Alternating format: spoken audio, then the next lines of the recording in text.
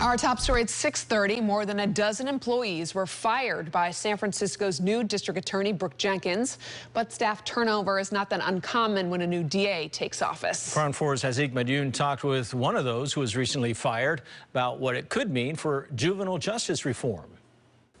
15 staffers were recently terminated by San Francisco's newly appointed district attorney, Brooke Jenkins, according to a recent report. So when it comes to me personally, what I'm most worried about is the treatment of kids under this new district attorney. I spoke by phone to 28-year-old Ryan Koljaste. He was former SFDA Chesa Boudin's first new hire into the juvenile unit, where he worked for the past 2 years. That is until he was fired, for reasons he says he still can't quite put his finger on. I was a regular attorney in the office, right?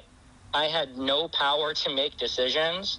The only thing that I had ever been vocal about was seeking to maintain the progress we made in the juvenile justice system. And then I was fired. Next district attorney for the city and county of San Francisco, Brooke Jenkins. It was in this SF Gate op-ed written before Jenkins was appointed that Koljaste asked Maryland and Breed to please take consideration of the juvenile unit's accomplishments when choosing Boudin's successor, which he says helped drastically reduce recidivism rates and decrease the city's juvenile hall population by 57%. Please make sure you appoint somebody that will at least keep these programs and this progress alive. And then I was part of a political massacre.